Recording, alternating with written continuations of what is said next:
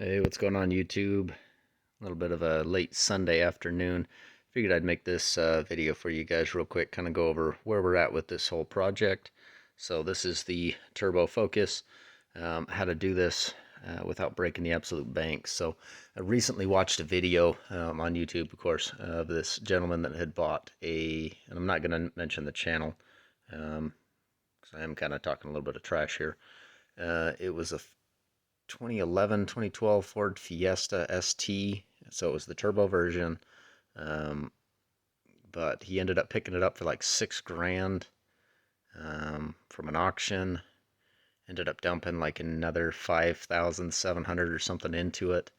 A couple of performance mods, mostly like cleanup stuff, fixing fenders and different odds and ends. But that's a lot of money to get that kind of performance. Um, I mean, I would have spent 11,000 some odd. Man, I might have bought a 350Z for that, and definitely smoke a Fiesta ST. But that being said, there is something about a turbo hot hatch. So I've gone ahead and built this one. You can see this has got drift stitches across the front. Um, Obviously a hood scoop that never came stock. This all obviously needs paint. This front bumper's all been cut up. I've done my own wide body fenders on this. A lot of this has all been do-it-yourself stuff, kind of hack work, and it looks good from a distance. You get up close and, there's some odds and ends and some sharp pieces here and there that still need, a little bit of love, a little bit of engineering time. Sorry, was off on a tangent there. We're going to try and focus on this turbo build tonight. Basically, I'm going to go over what we've got into it, where we're at, what all this took, and then final price tag. And yes, it is well less than $5,000. In fact, it's less than $4,000, including purchasing the car. So same kind of power. By the time I'm done with it, I still got some fine tuning to do with the actual digital flash tune that I need to do. That's already been done.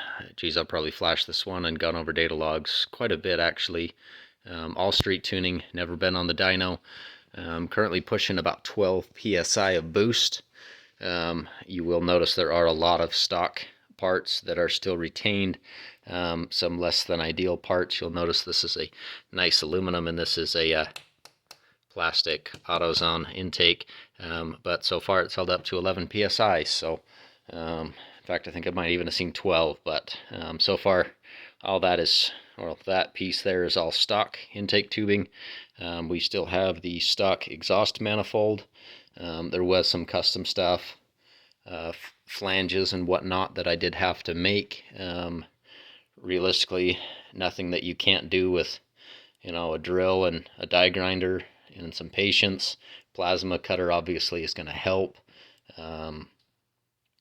But this is all doable stuff. Once you have a little bit of know-how and whatnot, you can do this for a lot cheaper than dumping $12,000 to get 260, 250 horsepower in a hot hatch front wheel drive. So I'm into this again, less than $4,000. I'd have to look at my exact number. And a lot of this hasn't all been engine. This isn't just the turbo build on this one. That is exponentially cheaper. So what I ended up using for my turbo, and it's going to be somewhat difficult to see it from up here, but I have got a turbo off of a 2013 F-150 EcoBoost with the 3.5. This was literally a takeoff turbo, and all I did was build a downpipe basically that connected from the bottom of the manifold, does a turn and a tight 90, and then the turbo hooks up from there. So I did have one custom piece of exhaust pipe that had to get fabricated. Had to build a couple of my own exhaust gaskets because the factory one was literally a steel O-ring underneath of there. Very simple to order some gasket material and cut one out. And again, that's some of the little know-how stuff that made this very much possible. Other things I could have done better on, and other things that I have modified. You will notice all my AN lines. These are literally hooked into coolant, and being that I didn't want to have to fabricate a custom AN fitting that hooks up to the heater core in the back, I ended up using an AN fitting. This camera will focus, it's this black piece here, not the blue, but there's an AN fitting here that goes from a barbed fitting to, I want to say this was 10 AN to run coolant down to the turbo. The EcoBoost came with a coolant supply, and down there you can see the other end of that blue down in there. That is where it hooks on, and there are custom adapters that go from an AN fitting to whatever the turbo fitting was, and I believe it was an M10. If you go back and look at some of my, I did a turbo Mustang build on an 02 Mustang. Still hasn't been completed. We actually ended up stealing that turbo for this project, because this was just a lot simpler just to run one turbo on one manifold and kind of blow up a cheap and expensive car versus blowing up something I really cared about, that 02 Mustang. I've had that for years, but so far she's still alive. She's still running good. Yeah, pushing about 12 psi out of one EcoBoost turbo. According to the specifications on from Ford for those engines, those turbos are capable of something like 20 psi, which is more than I'm wanting to push through this engine. So we're clear on this. This is a bone stock zetec engine. Big shout out to Richard Holdner. He was kind of my inspiration for this. But he put out a video. Again, that was Richard Holdner, if I'm saying that right. You'll have to forgive my Cache Valley and twang. I just butchered that. But completely stock, nothing done to the motor at all. Brand new timing belt, oil changed. Couple of minor coolant leaks fixed here or there, but other than that, this is a bone stock engine. The injectors were sourced from Rock Auto. I bought them for a 2011 Ford Mustang GT. They came with 35 pound an hour injectors, and those have been, they do have different connectors on them. This goes to the newer, what's designated as US car injector pigtail. And very simply, I mean, you can see my solder and shrink wrap, which maybe not the most ideal for a grounded, closed solenoid circuit controlled directly by the ECM, but so far it's working just great. But all I've done is swap the connectors for that, and then change the tune, or the data in the tune, for those 35 pound an hour injectors, and it's running great, building good boost. This thing is an absolute blast to drive. Let's see here, I'm try to keep this in order somewhat. So other sensors that was required was just a V6 MAF sensor. Well, it was off of that same 02 V6 Mustang. That one got upgraded to a GT, and we literally just grabbed that same one off the shelf, which obviously is going to save me money in a boost build. But you can see I still have one little piece of PVC, and that's on the non-boost side, so I'm not worried about that. That's just the intake coming up to the turbo. But this is the cold feed in, and I have got a cold air intake tucked all the way up inside of the front bumper. So it is a true cold air intake, but the MAF sensor is literally right there, and then extended some wires down in here, this guy right here, for that MAF sensor, and that's all I've done as far as changes to what the ECM is running and controlling. Obviously I did a flash tune, changed the timing. That is the biggest thing with this engine. If you want to build boost with this, cut the freaking timing out of it. Especially on the high end, so you're gonna have to scale your spark tables, but you just cut the spark. That's the key to this entire thing, is cut the spark and then turn up your fueling anytime you're under load more than what the engine would see stock. So this engine typically wouldn't see more than about 87% load, and you can see that value with a scan tool watching live data. This engine would never see anything more than about 87%. So anything over about 80% load is when I start ramping the fuel up and start cutting the timing like crazy. That combination will allow you to run a completely bone stock engine. This one has 187,000 miles on it. According to the calculations and the amount of boost I'm pushing, granted I'm at a pretty high elevation up here. We're sitting at about 4,700 feet, I want to say. Don't quote me on that, but we're at about 4,700 feet. So we're up there as far as elevation, but this is really where turbos shine, and that's why I did want to go with the turbo build. Again, very, very cheap. That turbo was actually free to me. I did find them on Rock Auto as cheap as $300 or $400. You can get eBay ones even cheaper than that. Literally just custom fabricate from the factory manifold down to the turbo, and then just an exhaust pipe running around. Dumping out of the turbo, you can see all my pie cuts running around. And then I actually did install a catalytic converter on this. It's a high flow, but that was done simply just so I'm not stinking like an old classic driving down the road. I do love that smell, don't get me wrong, but I didn't want to be, making people behind me passing out because I'm running, 10.2 air fuel ratio versus 14.7 to 1. So this thing is running crazy rich, and I'm, don't want to be stinking up the entire world. But the rest of the exhaust was redone 2-inch back, 2.5 all the way back. And then there is a little bit of, just after the muffler, the tailpipe coming out. That is 2.25, which technically and theoretically I should upgrade the size on it. I just haven't gotten back around to it. So cold air comes in towards the bottom, comes across up to the turbo. And then this actually horseshoes all the way around and down underneath, and then comes over here to my intercooler. You can see my blue silicone 90-degree boot and my clamp coming through a bar and fin intercooler. This was an eBay set. I bought that again for that 02 Mustang turbo build. They will come on sale every now and again for around $120, $250. Super cheap on eBay. You kind of get what you pay for, but I have not had any boost leaks out of this.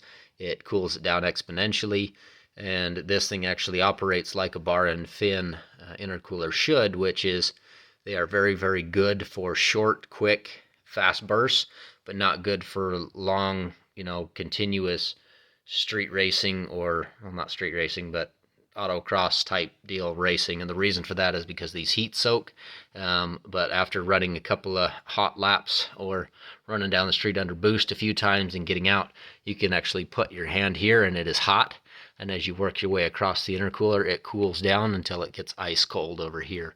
And then from there, the boost takes a hard 90 from the intercooler. You can see my silicone boot heads straight back, comes straight back up. This is all, most of this, anything that's black or these blue silicone, that all came in the same kit. Comes up here to a literal gritty knockoff blow-off valve. These are super popular back in the 90s, but this is the knockoff. I got that on eBay. Every now and again you'll see them come up. There are other options, and I've had some issues with it, but for the most part it's sealed when it should, and it's for the most part it's popped off. Every now and again I'll get a random, the turbo will back up and it will, make the cool turbo noises. Not good for longevity, but that's the benefit of the blow-off valve. But however, I have modified this from, blow-off valve and turned it into a recirculation valve. Now this has literally been some literal hose inception that I have committed here, where this was one piece of hose that's then inside of another piece of hose with a piece of pipe in the middle to keep it all rigid, and then another pipe here, another hose fitting here. It then hooks around and goes right back in right there at that white PVC, so that there's no lost air when the blow-off valve goes off. And then for those of you that are aware, MAF systems are hypercritical of any vacuum leaks at all, which I do technically have a minor vacuum leak here. However, the nice thing about a MAF style system is that when you get a vacuum leak that's post MAF sensor, what it's going to do is it's reading the air, or sorry, if you get a boost leak post turbo on these, post intake is not a super big issue, and with as short as the intake to the turbo is, not a big issue there at all. It will run a little bit lean, but not super lean, not an issue at all. But if you blow off a boost tube with a MAF system and you are recirculating, that MAF sensor is reading every bit of air that you are wasting. And so it's actually going to command stupid rich, so there's no chance of blowing the motor. As long as your injectors aren't too big. But at 35 pound an hour, I've blown off many a boost tubes on this one and had to retighten, reimagine it, and redo it. And again, I'm running 12 psi. I've had it pop off a time or two, one of these boost tubes, and it's not damaged the motor in any way, shape, or form. Kind of the benefit to the MAF system. Although a true MAP system with the barometric pressure sensor on the manifold is going to prevent that issue either way. But for running a MAF sensor on a turbo Ford, you are a-okay to do it, so long as your blow-off valve is basically modified to be a recirculation valve. You also do not even have to do this. You can go to a straight recirculation valve, to where when it hits that, when the throttle valve closes and the boost starts backing up, instead of backing up to the turbo and damaging the turbo, it relieves the pressure. I do like the blow-off valve though. Even though it is recirculated, it still makes really cool boost or turbo noises. Absolutely a fun car to drive. Again, I'd have to look at the numbers, but I was less than 4,000 on this build, and that is from front to back, including, and those are second-hand rims to me. I paid $100 for them. Wide body fenders that I cut. This whole thing was rattle canned black when I bought it. I wet sanded it, polished it down, kind of brought it back, and in doing so I kind of realized why they had rattle canned it black. This thing is actually in pretty rough condition, but for what it is, for what my all intents and purposes with it, this thing's been an absolute blast. This is a manual transmission. It does have the MTX 75 5-speed, and I mean, again, that's a reused part from another car. That shifter, it's a cue ball that's been drilled out. Passenger door on this one was all caved in. That's a new door off of another vehicle, and a bunch of repairs on this quarter panel. This whole quarter panel was actually dented in, probably I'd say 6 inches to a foot in some places here. It was completely dented in, pulled off the inner panels, bent all that back out. Ton of work done on this thing. And again, all not necessary. With the total turbo build, I'd say I was less than about $1,500, just by being, a little bit of a penny pincher. I'm not buying the genuine premium high-end turbos that are running $2,000 a piece for this. This is literally, $187,000 car that was 100% fit for the junkyard, other than the motor and trans. This thing was 100% fit for the scrapyard when I got it. I paid $400 for the car. Dude was seriously hauling it off to the scrapyard the next day, and I happened to see it, and happened to bug him about it. And he's literally told me, I'm scrapping that thing. I said, I will take it from you. I'll give you $400 for it. And I hadn't actually seen the passenger door was caved in, or the whole other side, and I offered him $400 for it. And he took it. And maybe I should have offered him $200, but when we fired this thing up, threw a jump pack on it, and it came right to life. It fired right up. A little bit of noise that it hadn't ran in like, 3-4 months. Probably might even have been closer to a year. This thing was gross when I got it. In fact, both the windows, passenger side was stuck down from the accident, driver side was broken, and you had to literally crawl through the doors on this one, Dukes of Hazzard style. So you literally had to step up into her and then kind of hobble and hop yourself into her. But overall, been an absolute blast on this one. If you guys are looking to build one of these things, definitely hit me up. I can help you out, kind of walk you through some of the stuff. As far as emissions components go, I did retain the catalytic converter and the EGR valve, which has been bypassed. I pulled both of those off, but I did save them, so when emissions come around, it's just unbolt the turbo, throw the factory cap back on it, and then plug in the mass airflow sensor right there, reflash the tune, or in fact I shouldn't even have to reflash the tune, just get in and turn on the EGR, and the emissions, hook up a couple of vacuum lines, and she will pass with flying colors. But yeah, if you guys are interested in doing one of these, definitely hit me up. If you're somewhere here close in northern Utah, I can definitely help you out.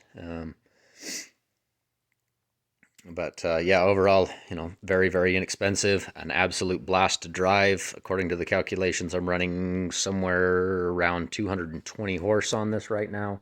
I'm aiming about 260, 250-ish is about where, according again to Richard Holdner, where the fuel pump in the back is going to be running out of its ability to generate fuel pressure. And then also those injectors should be cutting out at about 270. That MAF sensor should be good for about 292. But again, we'll find out when we get there, when we get to that boost level. But yeah, overall been great. Any of you guys that did watch this video that have no interest in ever building a turbo Focus, but were curious how I did this one, one of the things that you run into a lot of times with these turbo systems on systems that were not made for it is you run into a lot of heat issues. And this is a real quick solution to when that happens. So from the factory, what this cooling system did is it sent coolant from here, from the thermostat housing. It sends it back through the heater core, and then as it comes out of the heater core, it's still hot, still somewhat warm. And so what they did is they retained that temperature to try to keep temperature in the motor. And so they routed that coolant back over and up to this guy right here, where you'll see I've got a plug and some hose clamps and a short piece of hose on it. But this is another hose coming out of that out of the thermostat housing. But what both of those hoses are doing is they're wiring into one piece here, this hard plastic line under here, and then it comes right over to this hose and dumps right into the lower radiator hose. And from the lower radiator hose, it bypasses the radiator and immediately gets sucked back into the engine so that the coolant is allowed to circulate throughout the engine as it's warming up. And then once it's warm, your thermostat opens and it dumps that coolant through here. However, even with the thermostat at full open, a lot of the times you'll still be getting too hot. And so what I've done is, this was literally a piece for, I want to say it was a 2010, 2015 Ford Transit van, but it is a T, and it goes from, I want to say it was an 1.25 inch hose and tees down to 5/8. So what I did was, I cut the return hose to run coolant supply to the turbo, because that's constantly going to have coolant going through it. And then instead of returning it to where it should have gone here, which is down and back through the system, now all that hot coolant that's also gone through my hot turbo is now immediately dumping into the radiator and then forcing the radiator to cool all that coolant that was not being cooled before. And that exponentially helped my temperatures. So initially when I got this thing going, I was hitting, after 2 wide open throttle runs under boost, I was hitting about 235 degrees. Cooling fans were not keeping up in any way, shape, or form.